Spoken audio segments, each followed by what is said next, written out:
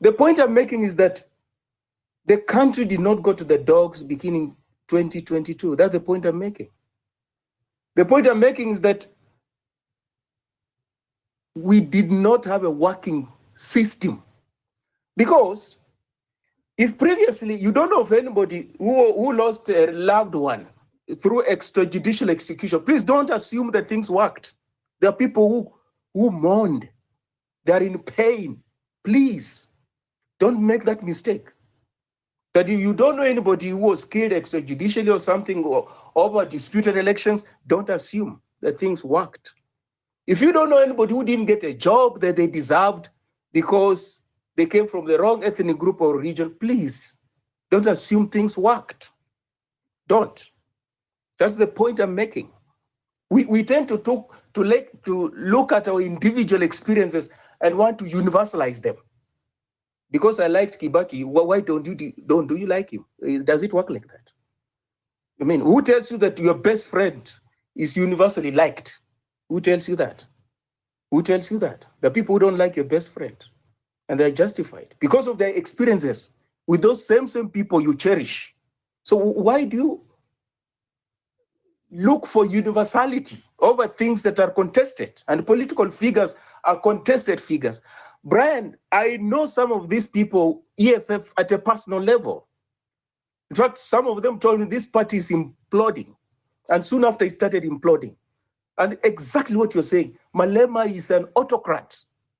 He's an autocrat. You have no voice. You can't go against him. They've been forced to leave. Going where? Joining a party led by an 82-year-old, Jacob Zuma. 82-year-old. They are leaving a party led by a 41-year-old. So you are 41 young, but you have got primitive ideas. Somebody who is extremely elderly is seen to be progressive. That's politics. So don't assume that because you dislike someone, that person is going to lose elections. It doesn't work like that. Donald Trump was disliked by so many people, and there were equally so many people who liked him. This is very, very candidate Jacob Zuma. For those who read politics, when he was about to succeed Thabo Mbeki, they fought him very hard, including rape charges were brought against him. But people voted for him, and he became president. In our own backyard, this William Ruto here, people thought he could never, ever become president. What is he? So what makes you think that if you hold an idea so strongly, that will become reality? When there's evidence that that could just be your own idea. You will dislike this person or you like this person. That's not what is shared by every other person. That's the point I'm making. And we go to school to have that complexity when it comes to reading our environment and the world. This monolithism, this directional way of life, this tunnel vision. It's only what you see in this tunnel. You don't see anything outside of that. You wear blinkers. I mean, come on, we can't do that. We can't. And that's the point I'm making. So for somebody to conclude that I'm campaigning for William Ruto, stuff like that, I mean, come on. In any case, I wouldn't be embarrassed. It's democracy. I would not be embarrassed of my thoughts. Do you know what I told people towards 2022 elections? And I've said this on this platform, that this candidate here is going to win elections. And they couldn't believe me. Say, no, you must be high on something. This candidate is going to win elections, William Ruto. I told them. They told me no. And some of those things are in writing. In writing. Told them no, he's going to win. That is being vilified. That in itself does not say much about elections and politics. It's much more complex. So we're here on Space. This is an elitist forum. That person who is accusing me of elitism, this is an elitist platform. It's exclusive. It's not representative of the generality of the population of the Republic of Kenya. You have to be aware of that. So if I come here and express my views so strongly, those are just my views. They're not reflective of the thinking of the rest of the Kenyan society. And that's what humility is all about. And intellectual humility for that matter. That what I do is just a tip of the iceberg. It could just be my truth. It's not universal. It's not shared by everybody. So I must be appreciative of that. But But to come and say, no, what? How can you speak this about my thing? What do you mean? What do you mean? He's a political figure. We don't valorize individuals, do we? Some of us don't thrive in a sycophantic environment. We don't. We don't thrive in that. We don't thrive in an echo chamber. We don't. We don't do that. Because that's where destruction lies. It's like a dead body of water, where there's an echo chamber, where people are sycophantic. There's no life there. There are no ideas there. Where there's contestation of ideas, as I keep saying, that's where there's growth and development.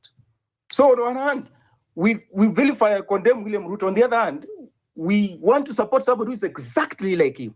Exactly. A political animal exactly like him. So how are you moving? Where are you going? As Pipita puts it, why can't we just make do with this ruthless person? They do their 10 years, and then we get another ruthless person to proceed, because we're not interested in transformation. We have become cynical. So people who have given up on Kenya are the people who are supporting the likes of Fred Matiang'i, not me. I've not given up on Kenya. I believe we can get credible leaders. We're going to take this country forward to where we deserve to be. But you, who just wants any politician to be a president, you have given up. If you don't know, you have given up. You have given up on good governance. You have given up on morality, on ethics, on constitutionalism, on inclusivity. You have given up. That's what you are, if you don't know. So you're saying William Ruto must punish these people. What happened during the Rigathi impeachment?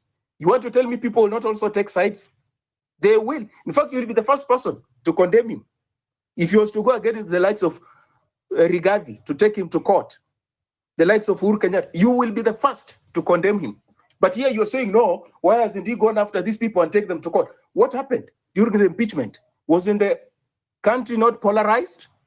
Wasn't it polarized? So it makes you think it won't be polarized.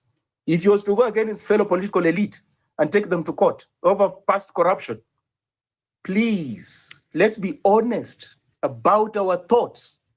Let's be honest. And history, you're not going to wish it away. Because it's possible for protesters to be killed in 2024 because protesters were killed before. If they were not killed before, they will not be killed today. Yes, it works like that. So don't tell me about two wrongs don't make a right. We have got these problems, corruption today, that the one the CS Treasury is talking about, because people stole money before and they got away with it. And that's why those people are laughing. It's a laughing matter because it's a way of life. We have normalized it. We have normalized it. So to say, no, two wrongs don't make a right. Bygones are bygones. But these bygones are haunting us. They constitute the foundation of the problems we're facing currently, whether it's corruption, whether it's impunity, whether it's stolen elections, name it. There's a foundation to that. So why do you ignore this foundation? And societies that want to transform must first deal with historical injustices. If you want to move forward, you must. You cannot just begin from where you think, history starts now, 2024. It doesn't work like that. So this propensity to have amnesia, selective memory, we remember what we want to remember, we forget what we want to forget, define us as part of the problem, not part of the solution. It's as simple as that. I'm a problem because of the mindset that I have. And therefore, I'm going to distort what you're saying because I can't and I don't want to engage you. So I just reduce you to you're a William Ruto supporter. Well, there's no evidence. There's no evidence to back that up. But it's easier to say that because this is a vilified candidate. So if you associate me with him, or you think, there's nothing I can say that can make sense. You see, that's propaganda. That's cynicism. It's not engaging. There's no rationale behind that. No, these are William Ruto supporters. 1 minute. That's why they're speaking like that. It can't be. So it's imperative that we live and let live. There's something to take out of humility. There's something to take out of knowing that you have got some deficiencies. The other person has got something that you can learn from. That your view is not their view. It's just one of the many views. And in politics, that is it. A multiplicity of views. That's why we go to elections. because we don't have one candidate. Otherwise, we would be a monarchy. Let's solve out those things. As I learned, Pipita, William Ruto is looking for a candidate like Matiang'i, a bad candidate. He's looking for that kind of a candidate. I can promise you. Somebody like Matiang'i or Kalonzo Musyoka, those kind of people, he can't wait to have that kind of a candidate. And then we can wake up after those elections and we can have a conversation. Remember what they said last elections? They want Raila Odinga to run. That's the candidate they want. What happened? The rest is history. We never learn. Thank you, Pipita. Keep well. Thank you for that, Western Shilaho. I see Felix mkono iko juu, but I want to go to kina Japuonji wenye wametujoin hapa hivi ndani, Geodesic and Boss. How are you doing, Japuonji?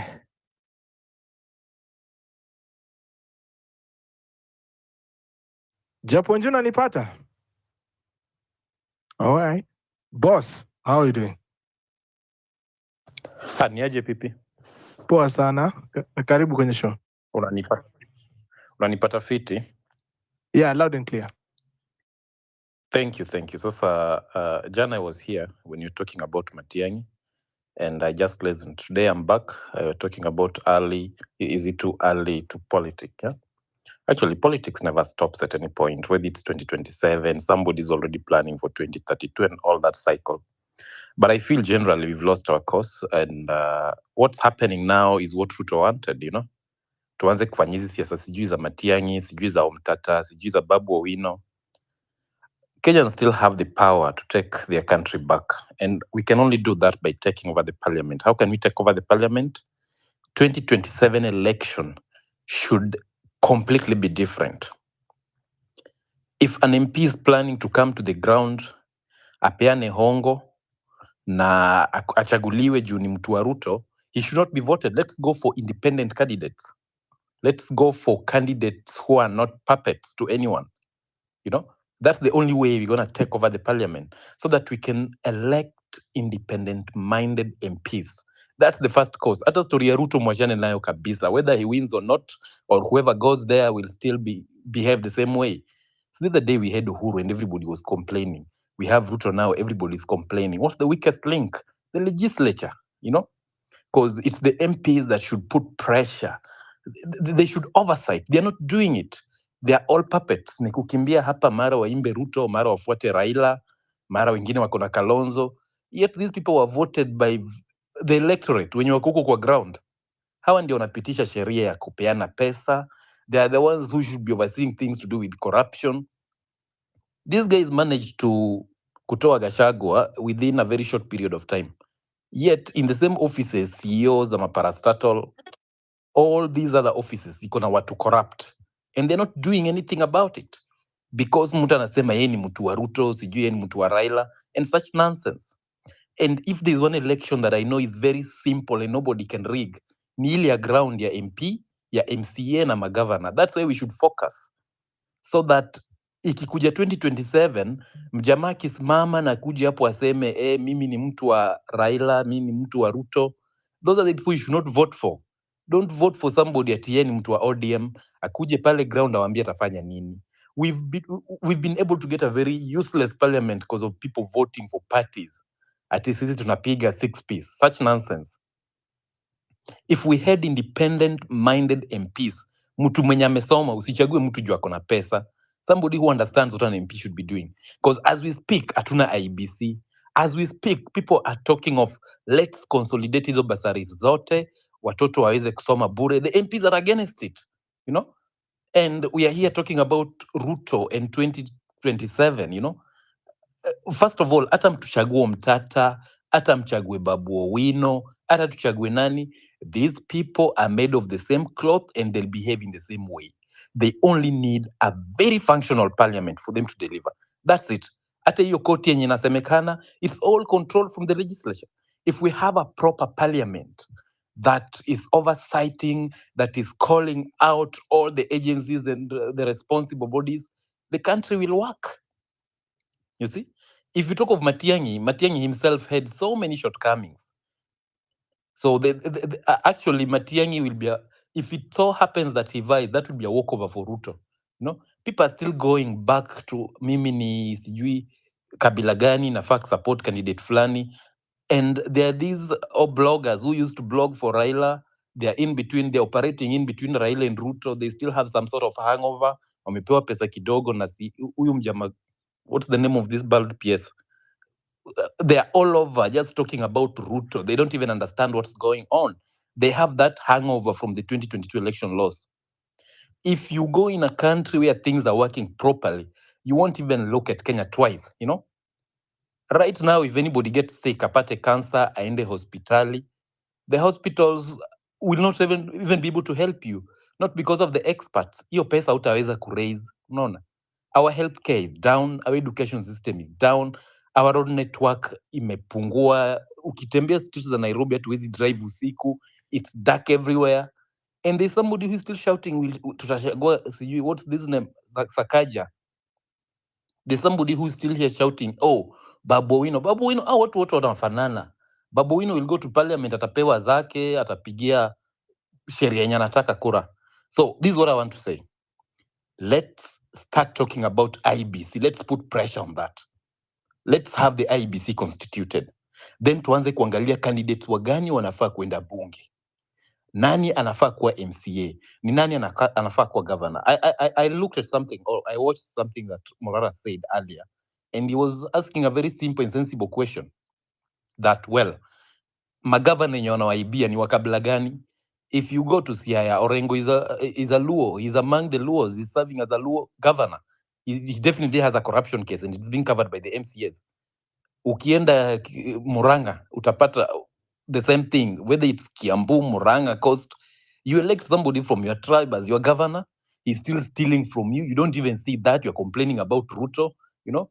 You've given them MCAs, you are UDA, who can't put pressure on them. So let's take the election conversation to the grassroots. Unaona? Hapo ndio tunafaa kuanzia. MCA mwenye anachaguliwa anafaa kuwa mtu mwenye amesoma na jielewa. Si tumechagua mamboga fulani, hata hizi construct a complete, they cannot represent anything. They don't have an idea of what an MCA should do. Unaona? Mtu akishachaguliwa mbunge, all they run to do is to go get a house along hiyo barabara ya Athi River, or go to somewhere in Kitengela, sijui wapi, build a home, weka stima, tengeneza nice compound, and then chill. They wait for handouts. Wapeleke watoto international school, they wait for handouts. Kujenga apartment, watu wa rent. These guys are doing nothing. They're doing nothing completely. Actually, in the current parliament, I think is the most useless of all parliaments we've ever had.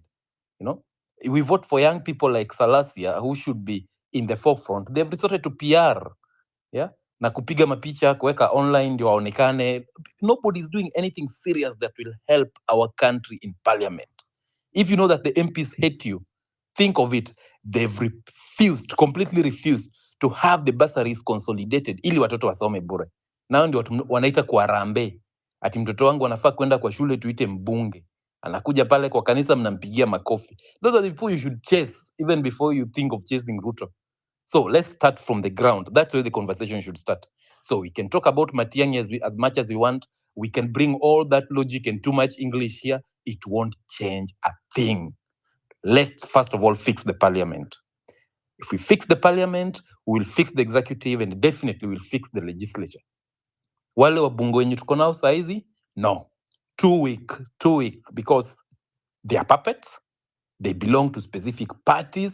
And of course, somebody will come up with an argument like, we need strong political parties. It's been abused in Kenya when you talk about strong political parties. You know, look at parties like ODM. These guys get a lot of funding. They don't do anything with that money. You know, they don't stand for anything. They can cross over to the government when they want, if they're not elected. Look at UDA. They're in power. They don't even question Ruto. It's always about giving these guys like Sudi, giving fanatical statements left, right, and center. There's this madman from, what's the name of this guy? There's this madman from Kikuyu. I've forgotten his name. The one who shouts in parliament instead of talking, you know? The guy cannot Ichungwa. even... Ichungwa, yes. He's never been sensible at any point. He's always pro what Ruto says, you know, whether it is right or wrong. You know, guys like Kuria Kimani. Kuria Kimani was a very good, innocent boy in KU. He's changed, you know, completely. So ideally, let's go fix the parliament. That should be the rallying call. Hizo vitu za Murara kusema nataka kuwa president, tuache hizo ndoto za mchana bwana. You know, let's go fix the parliament. Hata Ruto mwenyewe ataogopa. If we vote for people that we feel, na huyo mbunge akicheza, those are the people you should go. Wao ndio watu wanafaa kusalamia. Hii story ya kutengeneza memes za Ruto, well, then to what end? He's still the president. I'm not supporting him, but the reality of the matter is, we as the population, we are the ones who are taking the wrong approach. We should be putting out posters about constitute IBC, you know? Let's put out posters about the laws that are there in parliament. That's the practical approach.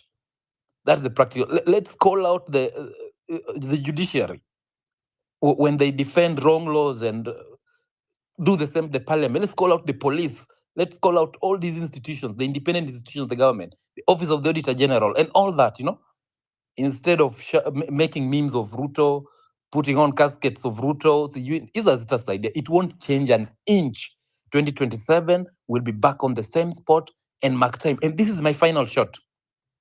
If you're a 25-year-old boy today, by the time Ruto leaves government, you'll be 33 years. Another puppet will take over. By the time that puppet leaves power, you'll be possibly 43 years. Part of your useful and productive life will be lost completely. Because one, we've refused to take the long, right path in fixing things, but we've resorted to making memes and making jokes out of them. Thank you. Sasa hata umefanya nimeanza kujiuliza kama ukweli I really need to have those memes. But that is activism by art. Yeah, that is activism by art. You are listening to Home Run with Pippi. Weekdays from 4 p.m. to 9 p.m. As I said, ladies and gentlemen, this is Home Run. Pippi comes to you each and every weekday. As he said, nataka kuwakumbusha tu kwamba mwingie pale hivi juu kwenye Tip Jam support show yetu, and of course kuna comrade hapa hivi anasema tumtumie za cabbage. Wekeni tip hapo hivi nimsukumie kitu ya lunch. Aya, 2027 looks like far, but also campaigns are quite expensive, and I think that is one of the things that most political elites spend their time doing. They spend their time amassing their campaign war chest.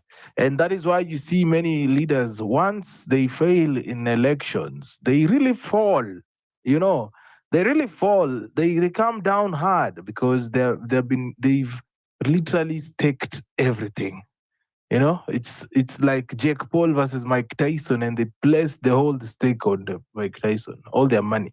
So that is why you see it's a high stakes game. Politics is a high stakes game. People are willing to do the worst. Yeah, they're willing to do their worst, absolute worst, just to prove their point to you.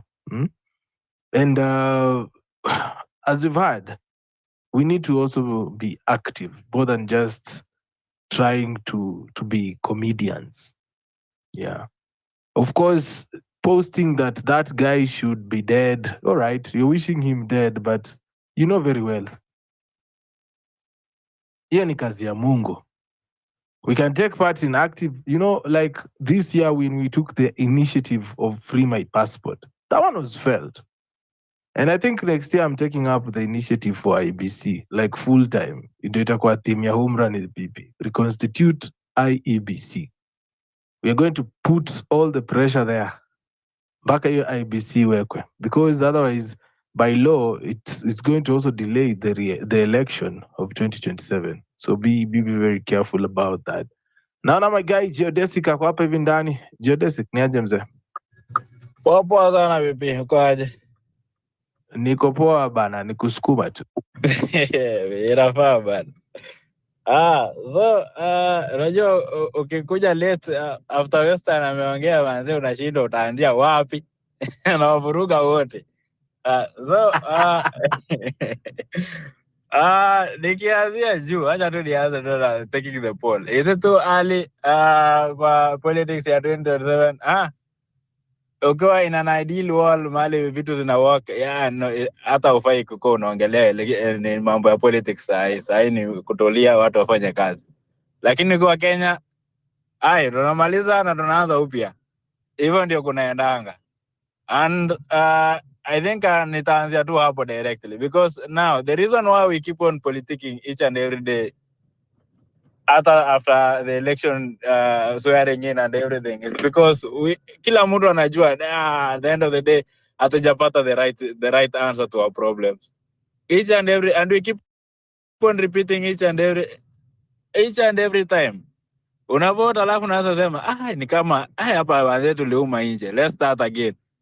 Unaona? So venye Western alisema, I mean, I concur with whatever he said, because it seems generally the bigger percentage of us, we suffer from selective amnesia, because it doesn't make logic, the fact that we keep on flipping the same pages from the same book and hoping for a different results. I mean, it's crazy.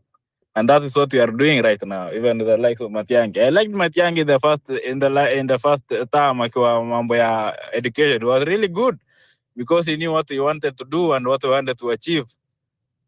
Because also he was a teacher, so he knew. I think he knew what to hold it. But when at the end of the day, the power corrupts, and it corrupts very absolutely, and that's the sad tale of Matiang'i, what I can say according to me, because we all know what happened to Baby Pendo. It was under his watch. What happened to the Kianjakoma brothers? Under his watch. He never said anything. So the same thing we are keep on accusing the likes of Kindiki right now, and even the Must Go for killing in the ICC aspect. The same thing we can still accuse of Matiang'i. So Matiang'i was good before, but at the end the bell got ile wanasemanga the cat has already been bailed. So he cannot solve our problems. The likes of corruption, he cannot do it anymore. He cannot come with the same figure he had, because already watu watakuwa na sabotage, and he will be blackmailed by the people who will be in the position by the end. So you cannot, even hata before even talking about winning election, he cannot even win, because I think even the likes of Sudi and the likes of Murkomen watakuwa napiga makofi sana wakiona Matiang'i kwa ballot. Atapiga kelele, atapiga makofi sana. Campaign wanaweza mvurutia chini. So I don't think it will work looking for a tough man or something like that, as people are saying. It cannot work for people like Ruta, because that's what he really wants, as Western said, and I really concur. He really wants that tough guy, or the reason why even they wanted Raila is because they know how to handle Raila. And now Raila is on his bed, so there's no way Matiang'i can overthrow that. So there's a lot to think into perspective, and I think we keep on shifting from one place or another. Now we are looking at the same thing, and hoping for the same different result. So personally, I will still go with whatever I said yesterday. We need someone who can build systems, who can empower the independent institutions to work on their own, following the constitution, not because they are being remote controlled from a state or some place somewhere to do whatever it favors them. We don't need such. We need someone who will go there. You know, what's your role as a president? The constitutions, and what are you able to do, and what can you change, or what can you not change? Sio mtu ana bulldoze everything on its way just because anataka things to be done on vile anataka. We don't need such kind of that, because that is exactly what we have right now. Tuko na mtu who doesn't care about the constitution, pass, anataka tu venye amesema ni hivyo. It goes even to a much extent. I may buy the whole house of the Senate and the Parliament. Say the judiciary is in the pocket. So there's nothing that's working for us, simply because we don't have people who are doing their jobs, because they are basically they have been blackmailed or they have been bought. So it's tough to think about it, because we are all subject to it, and we suffer different levels. Kila mtu anajua mahali kiatu inamfinya. But ikifika really, when we really need a leader, me, I'll go for a person who will build systems. So, for example, I think I'll use the kind of Maraga. Maraga also have been in Amekwaki, he served the government as a CJ. Unaona, na he's done well. Aliweza nullify the election of 2017, if I'm not wrong, and it was repeated. Even hata hiyo wakati hata Uhuru na Ruto walipiga kelele sana, but what did they do? They had to follow the law because the law, even the ilisema, and there's nothing they could do for to him because he knew the law was on his side. So if we get someone like that, I mean, we'll tunaweza anza sasa ku see things working, like the education system it will work, not because someone is pushing it, but because teachers or whoever is in charge knows what to do. The healthcare sector will work, not because they have been forced or coerced to work, but because they know what is supposed to do according to their own ethics, morals, and whatever their the party or the institution of law says. And that's what we need. We need someone to calm things down, not somebody to aendelee kutumia kifua all through and through, because we'll keep on doing that 2020, 2027, 2032, ni kama tume overreact, tutafute tena mtu mwingine. So they go to all about measuring the circumference of the chest at the end of the day, and there's nothing being done because that's practically what you are doing. If you figure the extent where we keep tunaanza kusema maybe Uhuru was better. I mean, this problem started then, you know. So I will go for the likes of the Maraga, or even though hajaonesha chances ya kuamuka, hata akina Mtata, or even this former governor of Machakos. I mean, those are people that have served and they have been tested. They have shown this, they can follow the constitution. And the problem we have at home is not it's not that we don't have things that can work. Things can work if they really want to work, because we have a very good constitution. In fact, if you compare with other African nations, I mean, we are topping the list. So if really we have people who can really follow the constitution, we are on the safe bet. I'm betting on that, simply because after the reason why we have a lot of debt burden is because from the Uhuru regime, they changed the laws so that they can keep on borrowing over and over again, and the constitution was against it. It was well written. If kama unaona hiyo venye nani hata venye Jimmy Wanjigi anajaribu ku explain how it was done systematically and how we keep on to end up in this hole, it was just because the people changed the laws over and over, and it cannot be done by someone who is coming to muscle other people. It will only be done by somebody who respects the law in the first time. And that's what I'm betting on. Yeah. So hapo ndio mimi namalizia BP. Yeah. Thanks. Asante ndugu yangu. Thank you for that submission as well. Mabibi na mabwana, I hope you're doing amazing. We are almost 10 minutes to the top of the hour. Thank you so much for being here with us. Remember, tomorrow we have a very special wellness conversation about antimicrobial resistance, of course, with that panel of doctors, starting 7 p.m. You can retweet the space, and of course, you can retweet the tweet that I have on the space, and right below, there is what we call a link where you can book that space so that you can be reminded. But if you come to Home Run every time, you don't have to click on that link, because we'll be live here kama kawaida from 4 p.m. and then we will switch up to that conversation at exactly 7 p.m. East African time. Japonja amekasirika mpaka akatuandikia akapiga screenshot ya notes zake. Japonji, Pipita. hey, usitupige bwana. It's fine. How have you been? I have been well, brother. I hope you have been too. Alhamdulillah, I've been good. I've been trying to listen on and off. Kazi. Unajua lazima we balance these spaces na work. Okay, True. so yeah, you saw my notes. I was trying to get the mic for some time. I heard what Weston was saying, and Weston I think is very well informed, and I always appreciate the conversation. And go direct to the point, like the topic is it too early for 2027 politics? Peter, let me tell you something. In Kenya, one day of politics is a long day. Ebu jaribu kutoka space 1 week urudi after 1 week. It will take you hours kukatch up ndio uone things that have happened, especially kuna watu wenye hawakuwa when Gachagua was getting impeached, hawakuwa hata online ama hawakuwa na TV. You can imagine what went through their mind. So one day in politics is a very, very long time. So every day is politics in Kenya, unfortunately. So now I'll go direct to my notes. So, well, you know, I just had these thoughts, you know, like what if Ruto and Rigathi had agreed to each serving no, I mean Ruto had agreed with Kindiki and Rigathi that kila moja wao serve like half term. I mean, it might be possible. This is Kenya. A lot of things was inafanyika, unajua.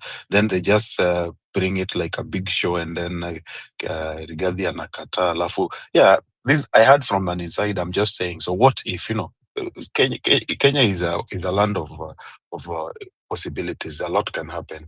Okay, now. Let's look at how we've been voting. I mean, in the Kenyan political system, most regions, all the regions in Kenya, they have been affiliated to communities, like apart from Nairobi. Nairobi, a little bit of Nakuru, cosmopolitan. So Nairobi is mostly, you will find that opposition always wins because Nairobi has a lot of civic education. People are informed, people are well educated, and they always know, they always side with the opposition, mostly in Nairobi. But if you look at all other regions in Kenya, we always suffer from this tyranny of numbers. So having said that, I think personally, 2027, Ruto is very comfortable. Ruto just needs to bring Raila in, and that's what exactly he's doing now. Once he mobilizes the votes of Raila and promises him something, and we all know Raila, the character, the person, he will fall for that. He has fallen for Uhuru, for Moi, and all that. Raila will fall for that. So Ruto, that's why he's comfortable. He's not even stressed at all. Let's be honest. Having said that, there was a time we were talking a lot about revolution. I think the first week of November, if I'm not wrong, a lot of people are talking about revolution because if you look at what's happening now, as people are saying that, if Matiang'i comes, sijui hawezi arrest Ruto, sijui nini. Let's be honest, guys. PPT hata kama wewe umewekwa president leo, do you really think it will be in your best interest to go after Ruto na kumweka kwa jela and all those people? No, it will not happen easily. Hatujafika that level of maturity in politics to do those things. It has never happened easily in Kenya. It doesn't happen easily in Africa. So that's why me personally, I'm advocating for revolutionary leader. I hope KDF can hear.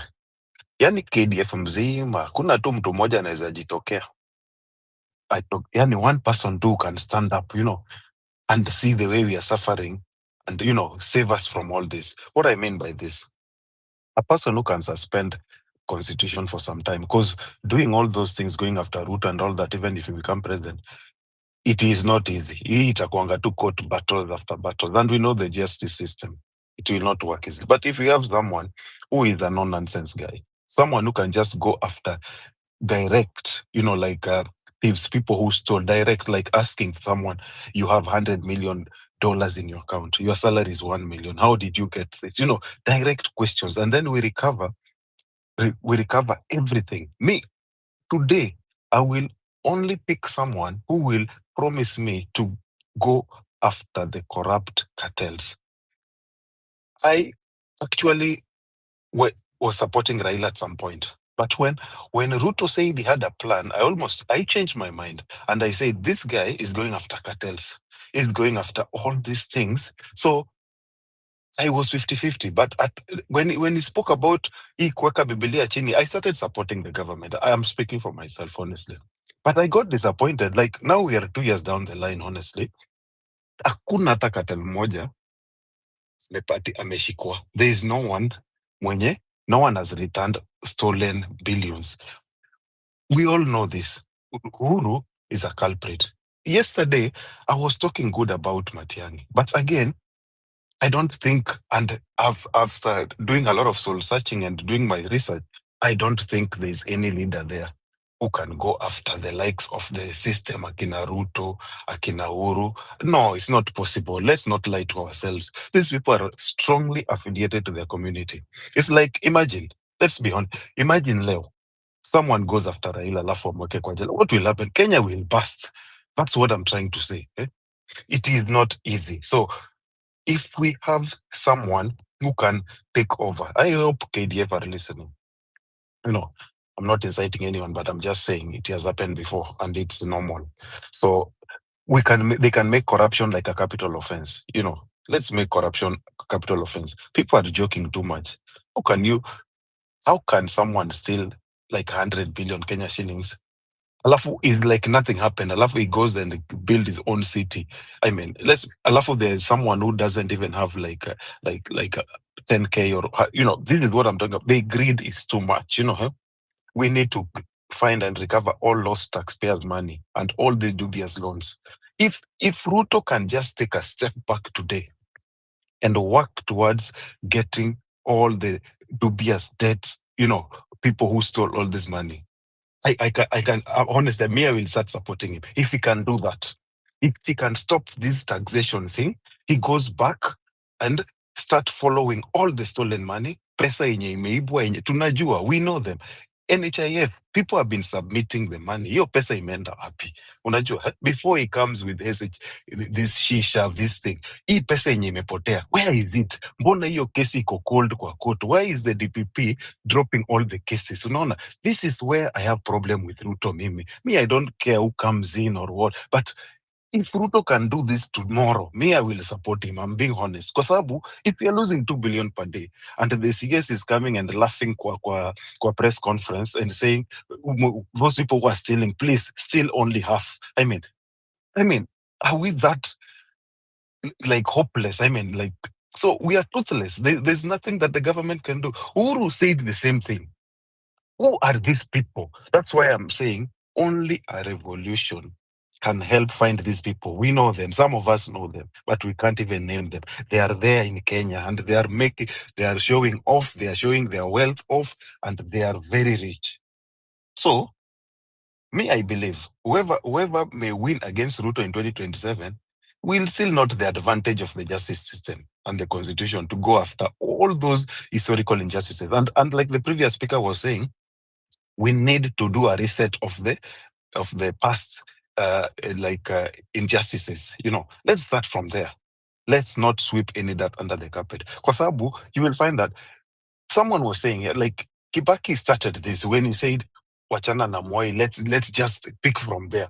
He could have at least pressed a little bit some buttons to equate a president. So others who are coming, waogope. But nothing happened to Moi, nothing happened to sijui nani. So it's the culture. Ni culture tu kitu inaendelea. Unajua?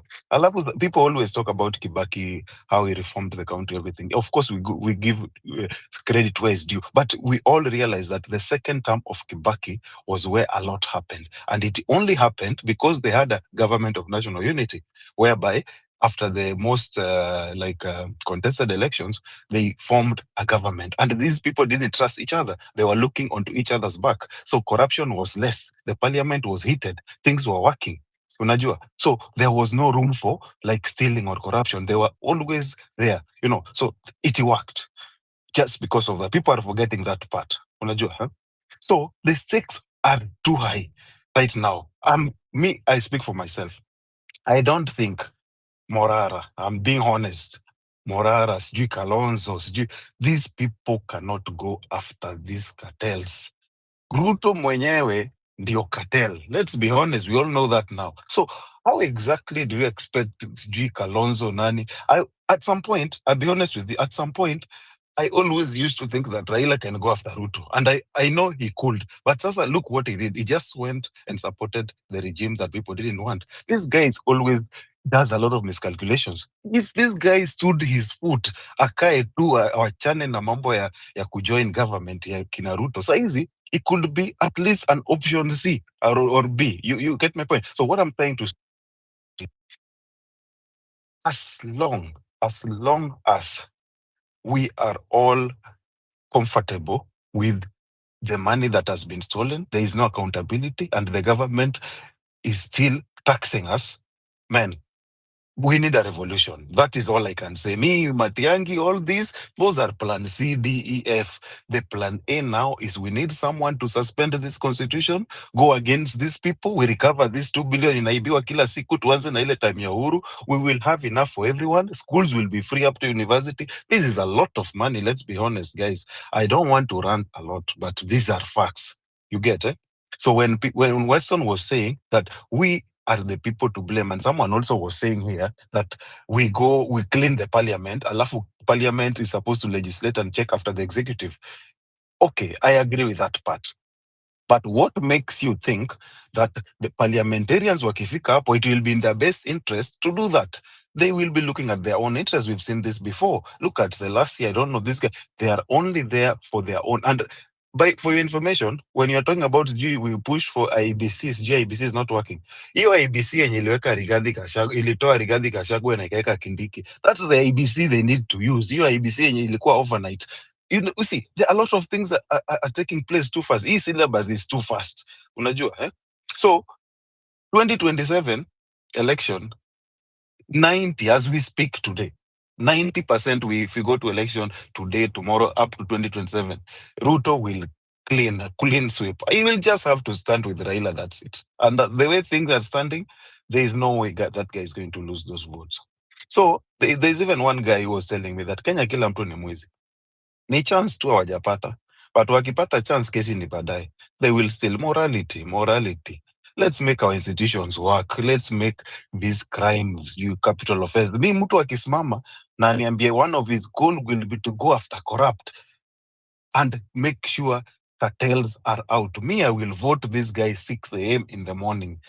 But if a revolution comes before that, me, revolution is my card. Plan A. Plan B is all other people to combine and have a force that can fathom work against Ruto. Otherwise, guys, we will be ranting here, we will be talking, we will be going around in circle, and at the end of the day, we are being taxed again, and all this money that is lost, no one is even asking about it, but we know it's in Kenya. Unasikia pesa sijui zinapelekwa Tanzania. Like a joke. You see, when I had people, even reporters laughing about it, that mtu anaiba pesa Kenya anapeleka Tanzania for business, alafu analeta na truck. I mean, this is the CS of finance telling you, like, it should actually be taken to court.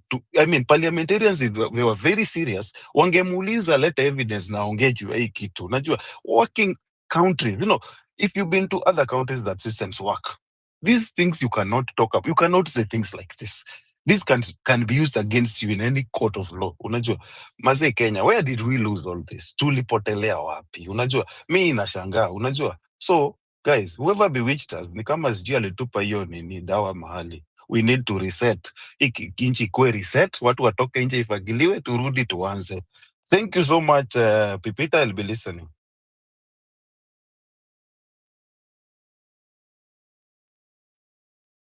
Okay, thank you for that. Nataka kusikia Edwin Makoti. Tushafika masaa ya kufunga kazi jamani. Hey.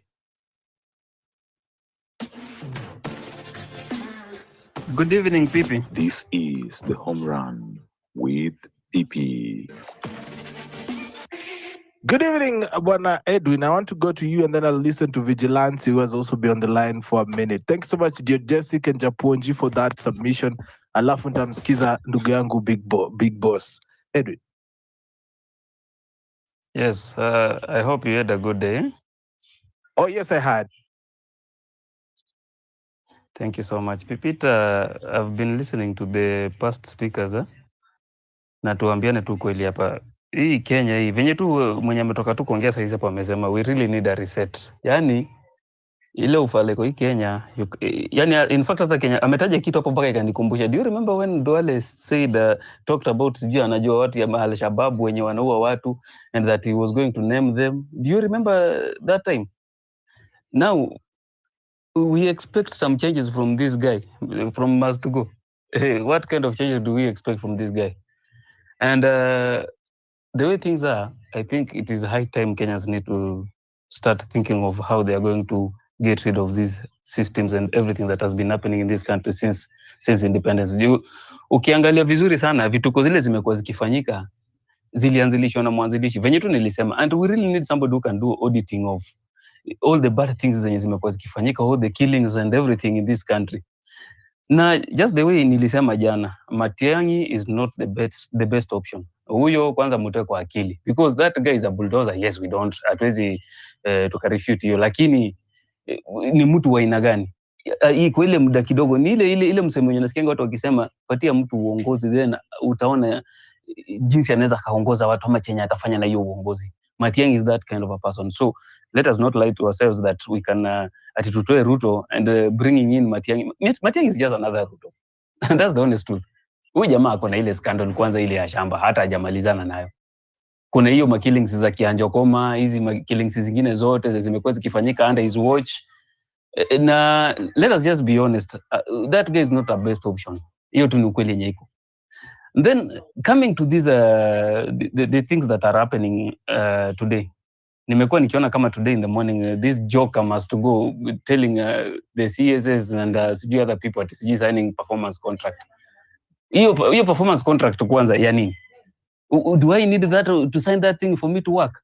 Ama is it that these guys they don't understand nini venye constitution in our dictate ya kwamba wanafaa kuwa wanafanyia wananchi kazi?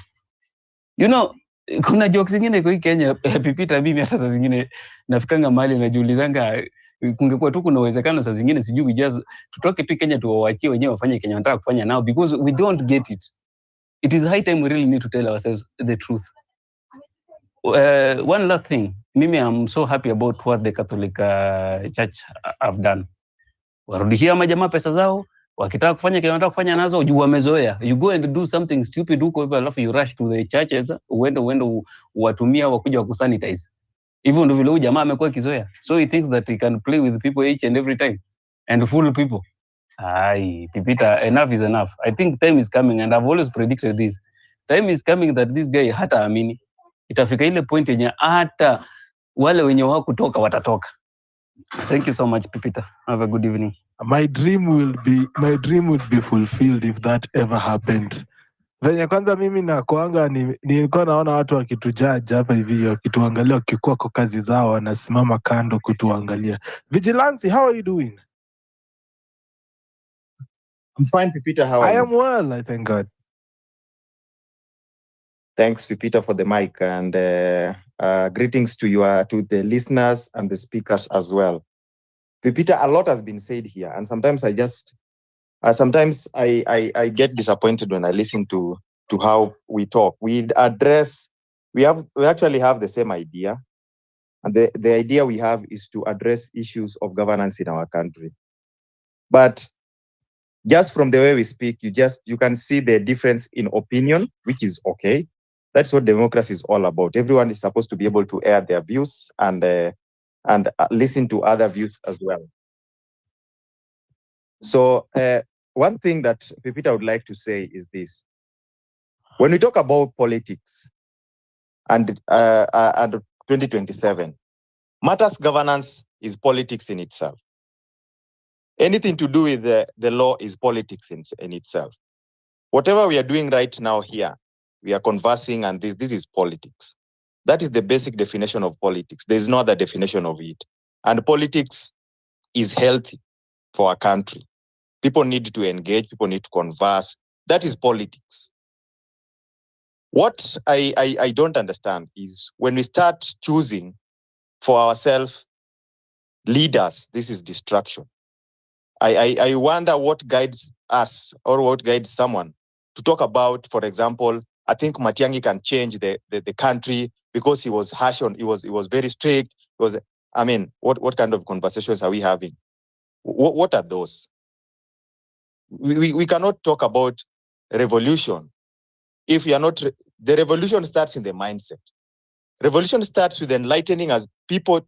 People need to understand what is happening in this country. Because, Peter, what is happening in this country is the fact that we do things because of lack of knowledge. I was listening to Western, and Western clearly stated that history repeats itself. We are talking about corruption today because corruption has been there before.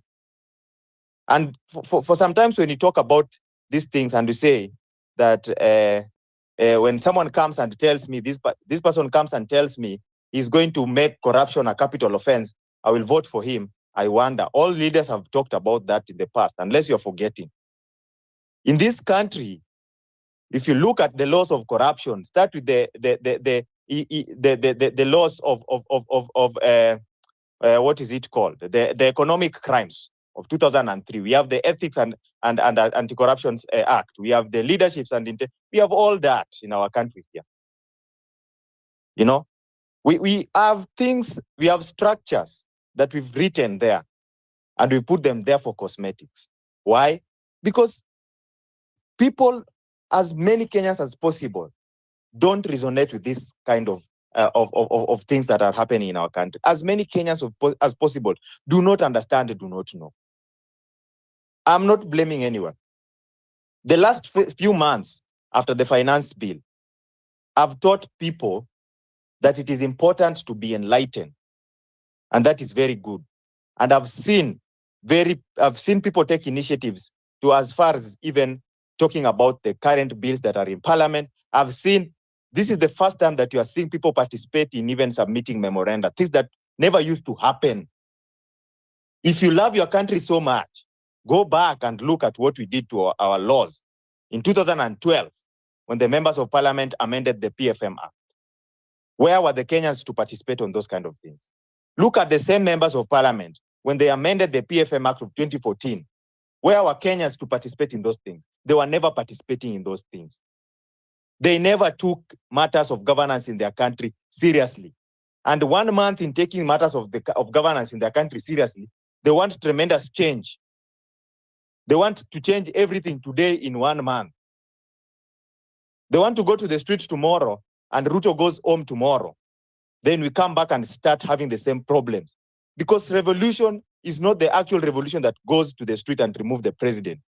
You must also revolutionize the mindset of Kenyans. Kenyans must think differently. That is the revolution.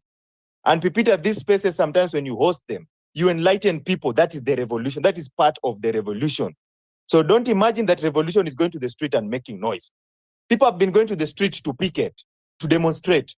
They have never gone to the street to change their country. That is the difference, Pipita. When someone says that Kenyans are joking about making memes about the president, and Kenyans are joking, that is not jokes. That is very important. And Pipita, you said that is media activism. Pipita, that is very important in shaping public opinion. Public opinion is very important in politics. That is why politicians take their time and hire big cars and go and stand in a vehicle and ensure that they have as many supporters as possible and make pronouncements because they want to shape public opinion. That is why the president goes to church the next day after being given sharp criticism. That's why he goes to church and even gives them 5 million. He's trying to shape public opinion. So when the young people who are using those silots to make memes and things like that, don't underestimate the effect of those things. They are now at the talk of town. They are being talked around the whole world. It is important in shaping public opinion. You cannot, the most important thing, Pipita, is shaping public opinion. You will not do anything about this. When you say we need to go and have as many MPs as possible in parliament, you're joking. You need to shape the public opinion. This is the first important thing. Do you understand that our laws have given you a chance in Article 119 to petition Parliament to even repeal a law that has been passed? For example, you can petition Parliament to repeal the Finance Act that they passed in 2023. Do Kenyans understand this? Majority do not. If they did, they would go to the street not to protest. They would go to the street to change their country. This is the reason why we have Shif and Sha happening, but majority of Kenyans don't have a problem with it. Most of the people have a problem with it. Come and talk about it on the spaces. That is fine. But what about those people who don't have a problem with it? How are we reaching out to them and ensuring that we make them see the problems in this kind of laws? That is the most important thing. Then we can end up even putting Jesus as the president of the Republic of Kenya, and we will not have changed anything. And by the way, someone said that even good leaders at some point become tyrants because people allow them to become tyrants. That is the most important thing. So we can end up here. And this idea of let us ensure that we have as many MPs as possible in parliament so that the president can be afraid. Those are what those guys want you to discuss. So that you stop focusing on him and focusing on other people. Hiyo ndio kitu nataka mu discuss. Look at how you want your country to be governed, first of all. You can even have the devil himself as the president, but the country should be able to run. You should have laws that don't give loopholes, so that even if the devil is the president, he has no chance to do devilish acts on you. We should have that kind of process in our country. And we have all that. I have said several times that the law is the people. The people are the law. If you read our constitution, the preamble of our constitution, this law was not imposed to us. In fact, the preamble of our constitution says we gave ourselves and to our future generations the law. That means we who gave ourselves the law are above the law. There's no other person who is above the law. It is the people, but people must have collective unity to be able to exercise their sovereign power. So at the end of the day, the buck stops with us. At the end of the day, we must understand that all these things we are saying depend on how much people have information about themselves. So when you start focusing on governance, go and ask where you live. Do you understand that where you live in a ward? And if you combine several other wards, they become a constituency. And if you combine several other constituencies, they become a county. You start governance at your ward. Go and question your MCA. If you read Article 6 of our Constitution that talks about devolution and access to service, it tells you that the county government and national government works in cooperation and consultation. And therefore, that is how service delivery should go to the Republic of Kenya. This is things that people should understand. So that when you start focusing on leadership, you devolve everything. When you demand for roads, you don't demand for roads from up going down. You demand for roads. When the president went to Soweto, the members of Soweto needed to the next day frog match their MCA and look for the MCA and ensure the MCA gives them a reason why they don't have proper roads. The MCA should go and look for the responsible person like that until it gets to the governor. When it gets to the governor, like that until it gets to the national government. At the end of the day, look at even the budgets that we have from the counties. Less than 30% is used for development because people don't understand. You will complain about governance. Governance goes up, down. That is what the law stipulates. At the end of the day, the first revolution we should do is not the revolution to go and make noise in the street. It's the revolution to change the mindset of Kenyans. Kenyans need to understand they are the problems. They need to understand that they have the tools, the right tools in their hands to change. And if you do that, Kenyans will come out to the street tomorrow and there will be a revolution because they will understand why they are going to the street. They will know that they are not going to the street to demonstrate. They will know that they are going to the street to change their country. That is what we need to do. Enlighten ourselves as much as possible. And don't underestimate the power of public opinion. And don't underestimate that a small group of people like you, we are here, 100 or so, talking about these issues of change, that these people cannot change the country. This small group of people are the ones who have ever changed any nation. It starts here, but it must also spread. That's the most important thing. Thank you very much, Peter. Thank you so much for that submission, Vigilante. I want to go to the one and only big boss, Alafu Ajuoga, as we call it tonight, hapo hivi kwenye home run with Pipi. Ladies and gentlemen, thank you so much for tuning in. You're now listening to MC Pipita on Home Run with Pipi. Kakangu big boss, mambo vipi? Waendelea vipi?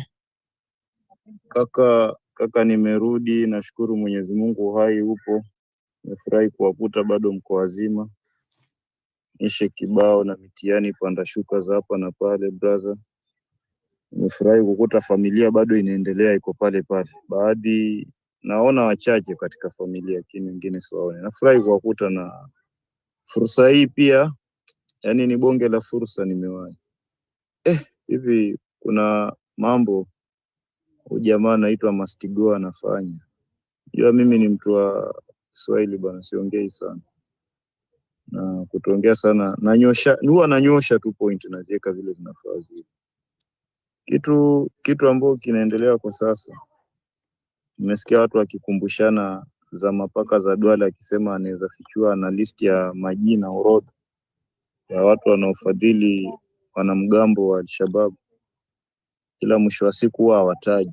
Zile huwa ni jamba tu za kututia sisi mapresha tujue wanafanya kazi, lakini hakuna kazi. Na tuko na serikali moja ambayo inafanya ujinga, hata wao wenyewe wanajua wanafanya ujinga, ila wanatarajia tuwapigie makofi kwa huo ujinga wanafanya. Na tukiwakosoa kwa huo ujinga wanafanya wenyewe wanajua wanafanya ujinga, wanatutumia polisi. Sawa, hayo si maisha. Hawasemwi kwa ubaya, serikali ya Mastigo haisemwi kwa ubaya, ila wanachosemwa ni kuwa kipo, hawasingiziwi. Kitu ambacho huwa kinajitokeza tu hadharani baada ya viongozi wetu ambao huwa tunawapa fursa kwenda kutuwakilisha, wanasahau wakifika huko mbele kuwa wameenda kutuwakilisha. Wao wanaamini kuwa sasa wameenda kututawala. Na ndo ili swali unapouliza kuwa ni mapema kwa siasa za mwaka 2027, kwa upande wa wanasiasa na sisi ambao tumeishi miongo fulani hivi ambao imebadilika, hakuna jambo jipya hapa kaka. Hawa watu huwa wanaapishwa na akimaliza tu kuwapa, akishuka pale kwenye ile ngazi akiteremka hivi, kichwani mwake kitu huwa kinamjani, anafikiria uchaguzi ujao. Huwa afikirii tena sasa naenda kuhudumia watu waliomleta huku nini. Na yote inaletwa na nini? Yale mazoea yetu lazima watukatie ndio tuwape hizo nafasi. Ndio analeta haya majanga yote. Anajua tu niliwakatia. Nirudi tena muhula ngapi? Hii muhula ujao. Matatizo yetu yanaanzia hapo. Lau tukaja hilo tatizo tukaja liondoa na kutowaweka hawa mabwana wakaamini kwa ile kidogo hutupatia mikononi kama nini, wenyewe wanadai kiinua mgongo kuwa ndo sababu watu tunawapigia kura, labda watabadilika, mtu ataingia atapiga kazi kikweli kweli. Na kuna mmoja aliongea kuhusu Matiang'i jana alivyotangaza ama alivyotoa azma yake kuwa anaweza gombea urais. Kaka, yani kwa upande mwingine fulani huwa ni bora muongozwe na mtu katili hivi yani mtu mmoja muhuni tu fulani hivi, yani akiamua twende na reli tunaenda na reli, akiamua tunaenda kushoto ni kushoto. Ila huwa ni shida kubwa, kwa sababu kila ataamua ndo kitafanyika na wengi wataumia. Kama sasa hivi tunaongozwa kiimla, yani sasa hivi tunaongozwa ile mnataka hamtaki, hivyo ndo inakuwa ndo mateso tunayopambana nayo. Ila ipo siku moja huyu Mungu mwenye hali sima huyu ambao huwa tunasema si atumani, atakuja fanya mabadiliko. Kaka, nashukuru kwa hiyo fursa. Wengine pia muda kama bado upo apate nafasi. Ajuoga, asante sana kaka kwa hayo. Ajuoga, uko hapo? Good evening, Good everyone. evening to you. Thanks so much, Peter, for opening up the space na pia kutupatia mic among several people who are here. Peter, I wanted to say that right now as a country,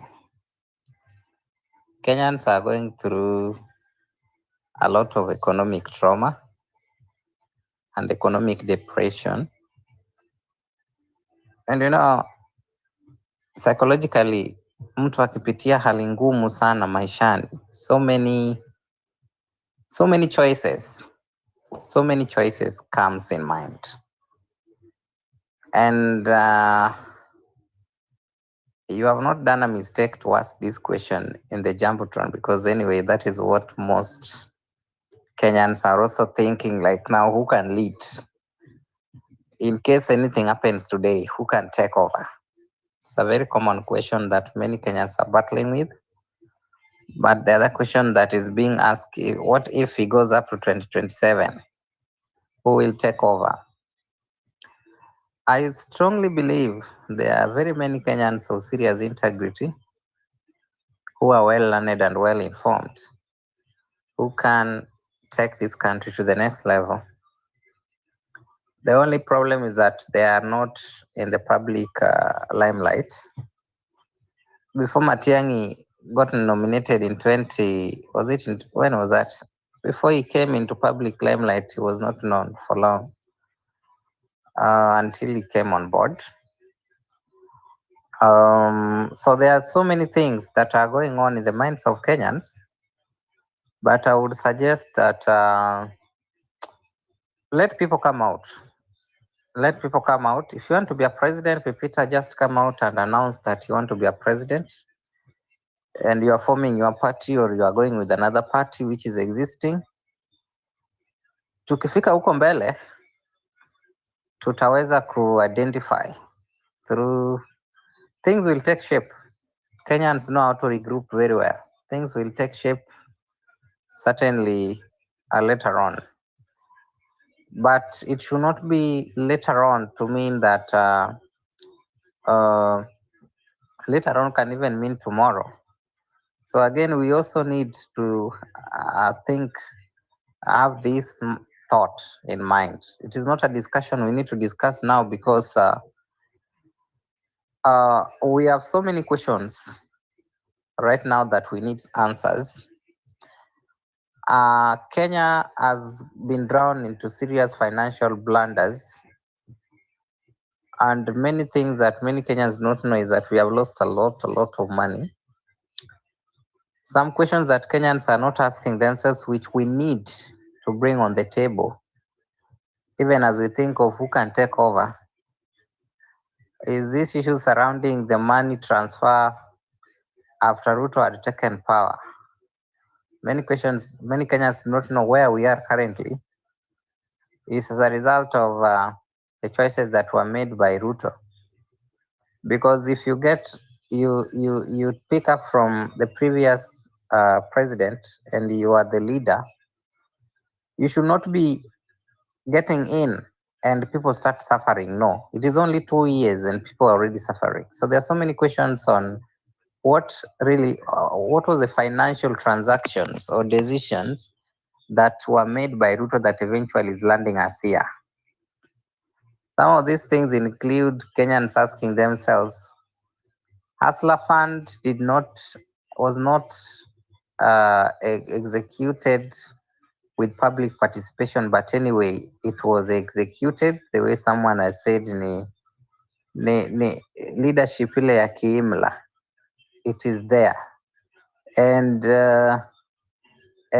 we need to ask ourselves how much was taken to Hustler Fund and what were the sources? These are the questions many Kenyans are many Kenyans are dying, but they are not asking these questions because these are where our burdens are coming from. Who is benefiting from this Hustler Fund? Why are Kenyans, now that we have a finance bill, why are Kenyans still suffering when already we had a Hustler Fund that was supposed to solve the problem of small income, or people who cannot be able to, start, their businesses with a lot of money. But what can 500, what can 500 do when it comes to starting? I don't know what 500 can do when it starts to starting a business. Where was that money? Where did it come from? How much is there currently? They are not telling us all these questions. How much is in Hustler Fund? What was the source? Where was the money coming from? Kenyans are also asking themselves, we used to have Linda Mama, which was a subset of NHIF. That money was being claimed directly from NHIF. Pesa ya NHIF ilienda wapi? Why are people now registering new? These are the questions Kenyans we need to start asking Ruto so that we know the answers. So many questions. Housing is there. They have already constructed several houses. Pesa ilitoka wapi before watu waanze kutaksiwa? These are the questions that we need now to battle with, because it is very dangerous uletewe a finance bill. Kenya is rich, but the kind of looting and greed that is going on, it's unmeasurable, and that is where we should be able to focus our attention on for now. That is why we call it a revolution. We are in a brink of collapsing as a country because of decisions and choices and greed and corruption that are being peddled by certain few individuals. Pesa inapotea tu hivyo, you know. People cannot be able to ask and get answers where NHIF money went to, you know. People cannot get answers on issues of hustler fund. Pesa ilitoka wapi? Hiyo pesa yote ya watu kuboro, na who is benefiting? Are Kenyans benefiting from it? Housing levy, pesa ilitoka wapi before Kenyans started contributing to it? And how is Kenyans benefiting from it? There are so many ways in which pesa inapotea in our government, and that is why we find ourselves in where we are now. So there are a lot of questions we need to ask this government, and those ones will eventually lead to serious revolution that will literally remove this guy from presidency. Remember, that's the same way someone was saying, and even Article 1, you know, the power, people have not come to notice how powerful Kenyans are when they all go even to the street. People do not know this. You know, people are afraid. I always tell people, why are you afraid and you are living in your own country with a good constitution like this? So people are fatigued and depressed economically. And that is why some of these questions like who can now lead better are coming in. So my suggestion is that now we have more important issues to look forward to. Finance bill, if we were all Kenyans united together, this is something that we needed not even to allow to go through. We don't need a finance bill. First, let people get account for what has been looted. There's a lot of money that has been looted that cannot be accounted for in almost all sectors, whether it is in health, whether it is in agriculture, everywhere. Pesa greed, you know, zingine pia are being borrowed from outside. Kenyans are not told where this money is being used. Public participation is a problem. They only bring public participation now when they see that now they need money from Kenyans. And that money, again, you have to be taxed. So in reality, what we need to fight for now is the situation at hand. Anyone who wants to be president in 2027 to come out now, the way Morara came out, come out.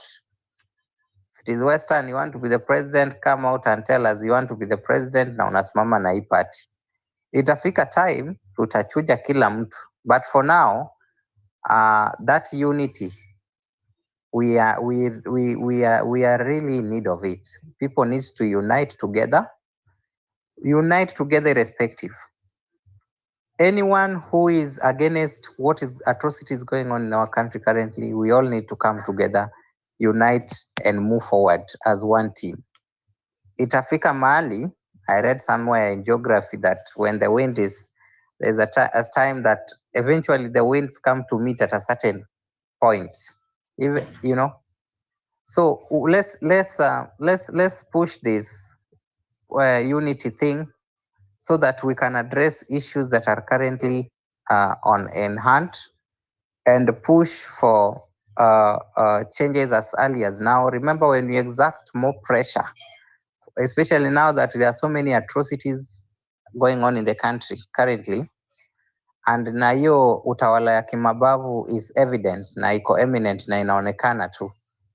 This is the only time we all need. When we say we are going to the street, let's Kenyans go to the street, all of us.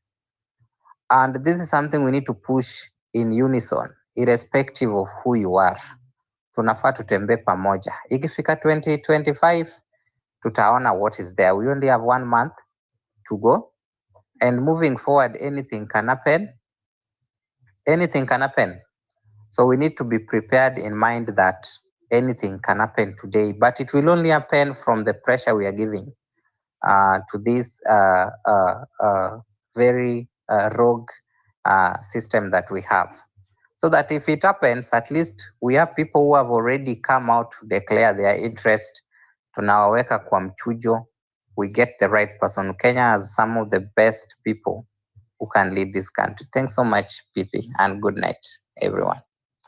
Thank you, Ajoga, for that. Thank you for getting us to 36 minutes past 9 p.m. East African time. I'm going to call it a night at around this time because I think everybody has has gotten a chance. Unless kuna mtu kwenye listener panel ambaye anafikiria labda anaweza taka kurusha maneno mawili matatu hapa kabla tumalize.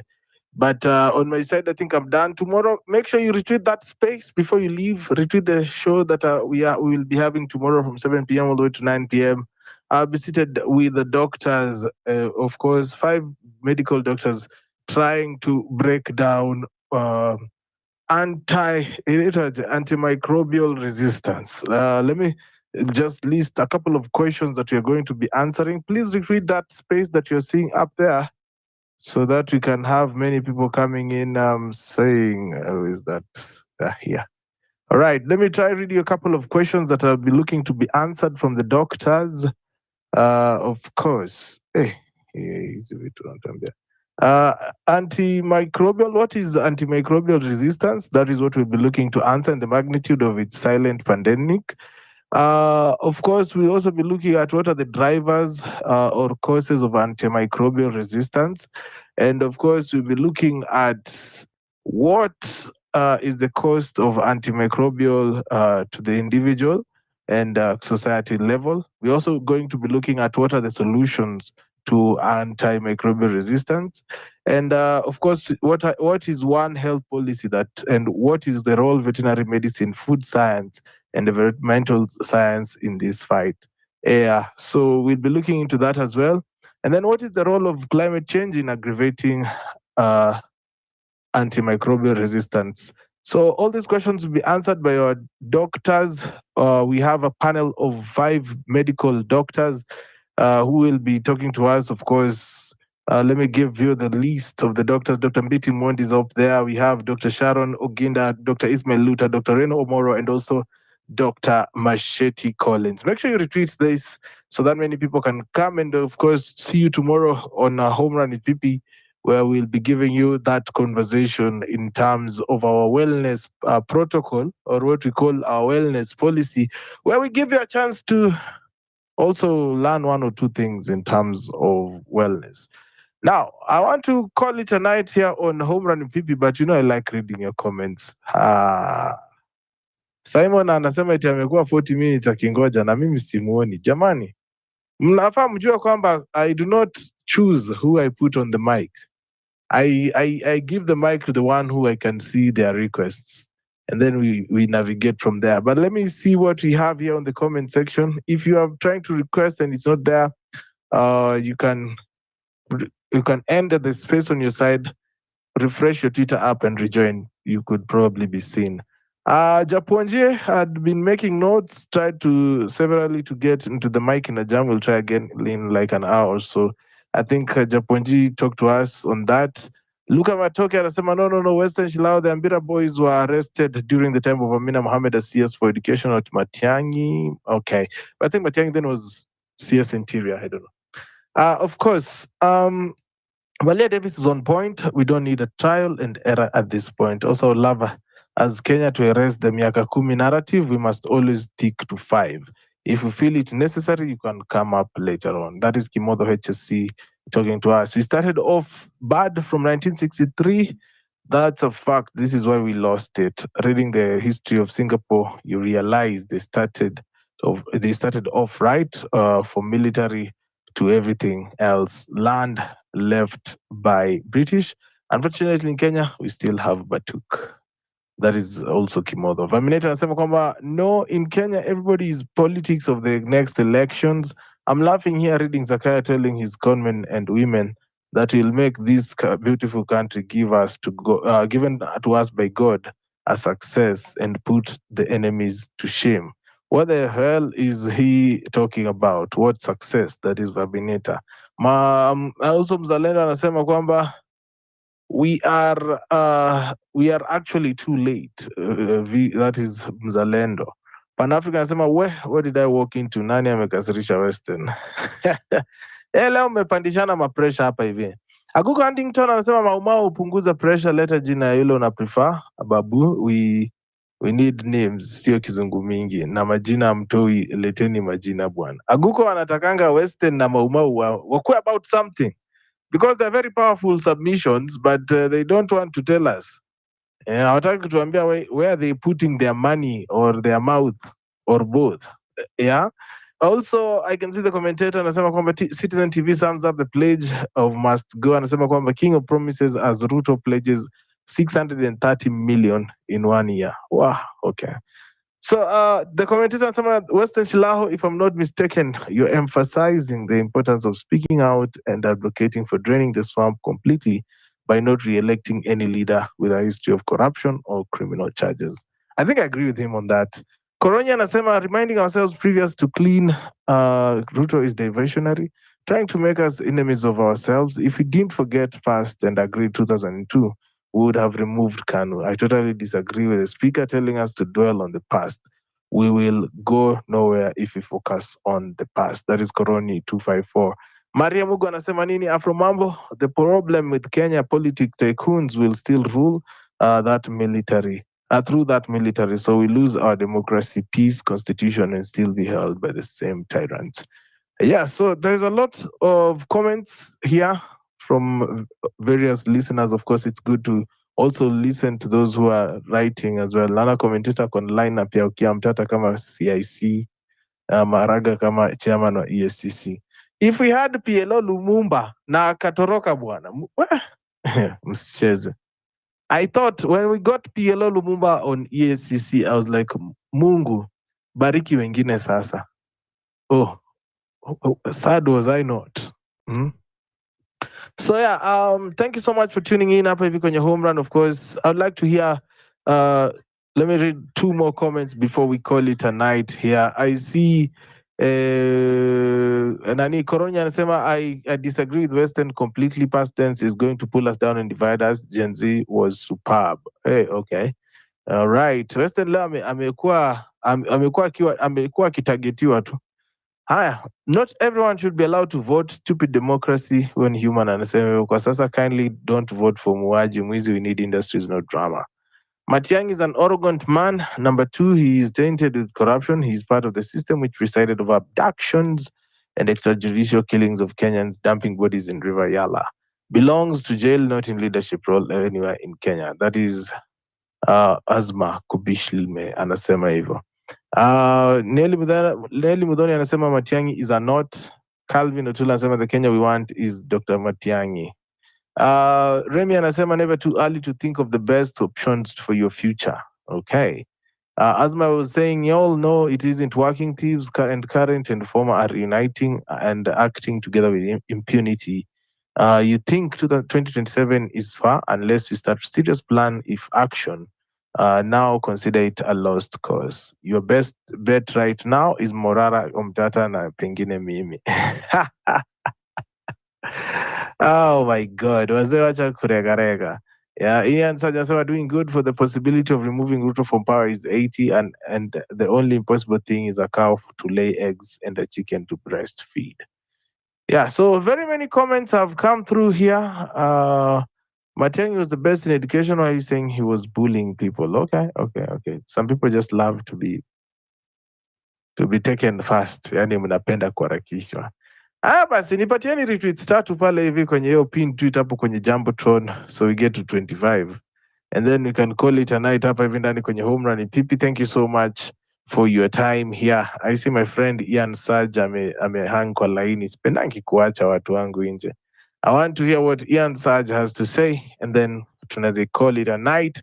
And we meet here again tomorrow, same time, same place, 4 p.m. all the way to 9 p.m. Remember, kesho tutakuwa tunasoma health, mambo ya madawa. Unajua, sasa hivi venye kuna story ya social health, I think health is very important. We need to pay attention to what we eat. We need to pay attention to the drugs we take.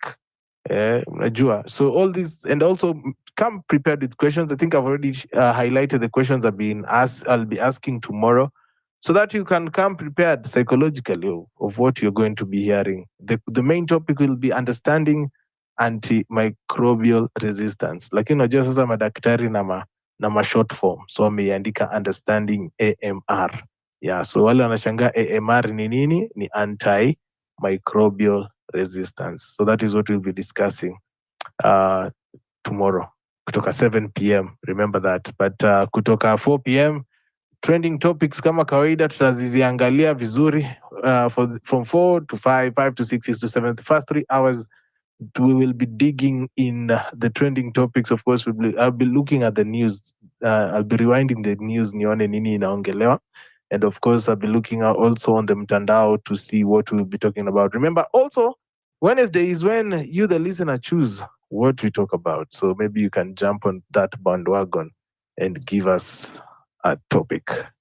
Till then, have a great evening. Mungu aendelee kuwabariki wale wenye wako ile side ingine ya dunia. Have a great day ahead. See you when you see me tomorrow. Good night and God bless. Bye. Welcome to the home run with Pipi. Hata nasahau Ian nimemleta kwa mic mwenyewe. Ian. We lala poa, tuongee kesho bwana. We tupe maoni yako. I can listen to you for 3 minutes.